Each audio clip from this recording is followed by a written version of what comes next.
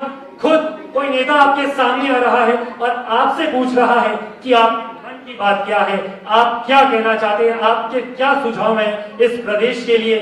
Colonel साहब कैसा महसूस कर रहे हैं? उसको बोल करना। हेलो, हाँ, बैठ के भी कर सकते हैं बात।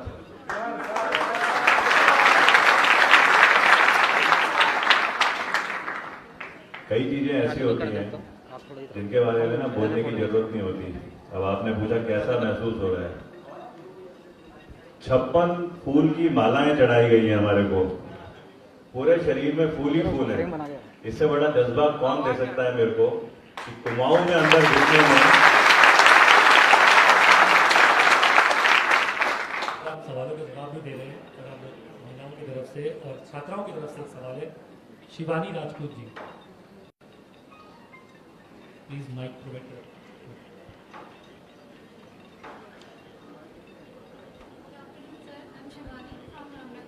कैसी है शिवानी, ठीक हो? वॉल्यूम थोड़ी तेज कर दीजिए माइक। हेलो सर, मेरा ये क्वेश्चन है आपसे कि अपने सर्जिकल स्ट्राइक के बारे में बताइए हम सब युवाओं को। अपनी सर्जिकल स्ट्राइक? हाँ जी सर। ये ना एक स्मॉल टीम ऑपरेशन था। 7 आतंकवादी थे, वो पुलवामा के पीर पंजाल के इलाके में पाकिस्तान से आकर के और शोपियां पहुंच रहे थे। तो क्योंकि कहीं बीच में मेरी ही पलटन के, मैं फोर गढ़वाल, मेरी पलटन का एक ग्रुप गया हुआ था, उसका इनसे कांटेक्ट हो गया और इसमें मेरी पलटन का एक ऑफिसर और एक जीसीओ, उन दोनों को आतंकवादियों ने मार दिया। तो हमें पता चल गया था कि ये कहीं घूम रहे हैं इस इलाके में, तो हम भी आतंकवादी बने, गाड़ी दूड़ी बढ़ा करके। और हम फिर ऊपर पहाड़ों में क्या होता है, जैसे भेड़ बकरी चराने वाले होते हैं, वहां उनको बोलते हैं गुज्जर बकरवाल। गुज्जर हो गए गाय भैंस वाले, बकरवाल हो गए बकरी वाले। तो भेड़ बकरी चराने वालों के बीच में हम भी भेड़ हमने शुरू कर दिया। हमें पता था कभी ना कभी एक जो इलाका है उससे उन्होंने आना ही आना है। तो जब ये 7 आतंकवादी आ रहे थे तो हम लोग छह लोग थे और एक हमारे साथ था एक गुजर लड़का जो कि गुजरी और कश्मीरी भाषा बोलता था। अब 6 हम थे, वो 7 थे, तो कैसे उनको मारे? क्योंकि जल्दी क्या होता है पहाड़ों में, आप जब फायरिंग करते हो तो कोई पत्थर के पीछे छुप गया, कोई भाग गया, तो अगर 6-7 है ना तो 2-3 तो भाग जाते हैं। और दूरियां भी होती हैं पहाड़ों में, जंगल भी नहीं है, खुला इलाका है। तो उस गुजर लड़के ने मेरे को एक बड़ी अच्छी चीज सिखाई। वो कहता है सर हम 6 लोग हैं, एम्बुश लगाएंगे। एम्बुश मतलब घात लगाएंगे। एम्बुश लगाने के लिए इंडियन आर्मी में इतनी बड़ी, जब वो एक इलाके में आएगा तो मैं जोर से ऐसे करके ताली बजाऊंगा। ताली बजाने का मतलब उस पर फायर हो गया। तो अपने नेचुरल तरीके से ये आदमी जो यहाँ मेरा बंदा है वो कहाँ छुपेगा? क्या हुआ फिर?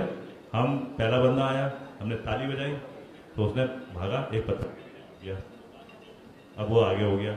पीछे से दूसरा आया, दूसरे ने पहले की हरकत नहीं देखी थी। उसी इलाके में जब दूसरा पहुंचा हमने फिर ताली बजाई, मतलब फायर हो गया, वो एक दूसरे पत्थर के पीछे छुप गया। ऐसे ही जब ये कार्रवाई हुई तो एक पत्थर था जिसके पीछे 4 लड़के छुपे थे और 2 इधर उधर छुपे थे। तो मतलब ये प्राकृतिक आदमी का रिएक्शन है कि गोली आएगी, फायर होगा तो कहाँ छुपेगा। तो हमने क्या करा, हमने सारे के सारे एम्बुश ना इसी पे लगा दिए, 6 पे। अब वो 7 आतंकवादी आए, पहली गोली चली, पहला आतंकवादी गिर गया, बाकी 4 जो थे वो इस पत्थर के पीछे थे, हमने एक एक गोली मारी, चारों मर गए, बाकी थे मारने। और मेरा सवाल ये है कि आप आम आदमी पार्टी की तरफ से उठे हैं, तो उत्तराखंड में आप आए हो, तो आपका और आम आदमी पार्टी का उत्तराखंड के लिए क्या विचार है, उसके निर्माण के लिए? देखो, उत्तराखंड जब यूपी से अलग हुआ तो इसीलिए बात, क्योंकि यूपी में ना उत्तराखंड को उतनी ज्यादा अहमियत नहीं दी जाती थी। अब जब अलग हुआ यूपी से तो उसका मतलब था कि हम सब एक लेके चल रहे थे कि धीरे धीरे एक उत्तराखंड बनता रहेगा और अच्छा सा सबको एक हैप्पीनेस कोशिएंट जिसको बोलते हैं, सबको सुखी रहने की जो जरूरतें होती हैं वो सब अवेलेबल होंगी। अब उत्तराखंड हो गया 21 साल का लड़का, आज 21वां साल में दौड़ रहा होगा वो, जब से उत्तराखंड पैदा हुआ। 21 साल के लड़के में तो होना चाहिए तगड़ा जोश, उसमें तो दिखना चाहिए कि उसके अंदर ग्लो। वो कह रहा है मैं किसी भी फील्ड में जाऊंगा, मैं अच्छा करने की कोशिश करूंगा। अब उसका हो गया है, कहीं उसको ना निचोड़ करके उसके पेट पहाड़ में चढ़ रही है घास काटने के लिए और ऊपर से गिर जा रही है और उसको मजबूरी है काम भी करना है, उसको अगर हम टाइम पे हेल्थ की कोई फैसिलिटी नहीं दे पा रहे तो यार फिर ये फायदा क्या है इस गवर्नेंस का। अगर हम यहाँ पे बेसिक एमिनिटीज जो घर में है वो नहीं दे सकते हैं, जैसे बिजली हो गया, पानी हो गया, ये फ्री थोड़ी है, ये तो हमारा अधिकार है कि हमको मिलनी चाहिए। मैं तो कहता हूँ अगर दिल्ली जैसी जगह में जब वो बिजली खरीद करके और फिर फ्री दे रहे हैं तो हमारे यहाँ तो जहाँ बिजली बन रही है, टिहरी डैम तो यहाँ पे है ना सबसे बड़ा, अगर यहाँ बिजली बन रही है और यूपी एडवांटेज ले रहा है, हम नहीं ले पा रहे, हमें तो इनफैक्ट बिजली बिल की जगह होना चाहिए हर घर में कि इस बार ना बारिश थोड़ी कम हुई थी तो कम पैदा हुई तो सरकार बोल रही है कि ये रॉयल्टी आपको हम 200 रुपए दे रहे हैं, हमें तो उल्टा मिलना चाहिए यहाँ पे, बजाय इसके कि हम बिल बढ़ा रहे हैं और स्टेटमेंट दे रहे हैं। तो अगर ये वाली चीजें हम करेंगे, यही हमारा विजन है जो कि एक आदर्श समाज को बनाने के लिए बेसिक रिक्वायरमेंट होती है, उन्हें कैसे पूरा करा जाए। समय की बाध्यता है। नमस्कार सर, मेरा नाम किशोर रावत है। सर अभी आपने जितनी भी बातें की उसमें एक कॉमन चीज़ थी बेरोजगारी की, जिसमें आपने ये सुझाव दिया कि कैसे आप नई अपॉर्चुनिटीज ला सकते हैं रोजगार के लिए। लेकिन मेरा सवाल ये है कि सर जो अभी हमारे पास रोजगार मौजूद हैं, जैसे कि अभी हाल ही में 2-3 साल पहले फॉरेस्ट गार्ड की भर्ती आई थी जिसमें 1218 पदों पर भर्तियां निकाली गई थी, लेकिन उसके जो पदों को भरने के लिए 2 साल लग गए थे क्योंकि उनका एग्जाम जो पेपर है वो लीक हो गया था। तो उसके वो 2 साल तक जो है हमारे जितने भी युवा थे वो खाली रहे, और उसी के साथ आपके बंदरोगा के भी फॉर्म आए थे लेकिन उनके भी एग्जाम नहीं हुए, और उसके अलावा हमारे कांस्टेबल और एसआई के जो है फॉर्म काफी टाइम से नहीं आए हैं। तो ये जो है ये ऐसी भर्तियां हैं जो कि हर राज्य में हर साल आनी चाहिए, लेकिन ये अभी अब जैसे इलेक्शंस आ रहे हैं तो अभी आपके समूह गांव के लेखपाल, पटवारी और ये जेल के भी जो है ये फॉर्म आने लगे हैं।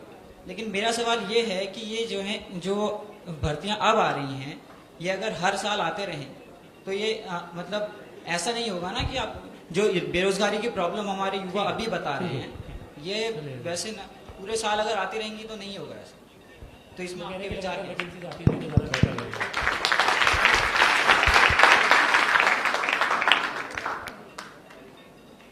आपने ना खुद ही इस चीज के बारे में बता दिया पूरा। अगर एक साल में नहीं आ रही है तो 2 वैकेंसी थी, अगले साल 4 हो गई, फिर 8 हो गई, क्यूमुलेटिव इतनी ज्यादा हो गई कि एकदम से करना सरकार के लिए मुश्किल हो गया है। तो सरकार क्या करेगी? फॉर्म निकालेगी, भरवाएगी सबसे। तुमने कुछ पैसे भी लगते हैं फॉर्म भरने में, कितने? चलो जो भी लगते हैं, 100 रुपए लग गया, सरकार को तो पैसे मिल गए। उसके बाद में कोई जाके कोर्ट में चले जाएगा, कोर्ट में स्टे हो जाएगा, तो रेवेन्यू भी आ गया और आगे भर्ती का भी नहीं है कि मैंने गवर्नमेंट ने थोड़ी करी है तो कोर्ट ने स्टे लगा रखा है, किसी आदमी ने कर दिया। उसी एग्जाम्पल को देने के लिए इसी को तो बोल रहा हूँ कि क्योंकि हमारे पॉलिटिशियंस वो फाइल पढ़ना नहीं समझ पाते, तो फिर कैसे वो ब्यूरोक्रेसी के साथ में काम करेंगे। तो मैं माफी चाहूंगा क्योंकि समय की बाध्यता है और इस कार्यक्रम को मैं यहाँ पर अंत भी करना होगा। बहुत से युवाओं ने सवाल पूछे और कन्या साहब बहुत बहुत शुक्रिया आपका, बहुत बहुत धन्यवाद। मैं आपको कहना चाहूंगा तालियां बजती रहनी चाहिए।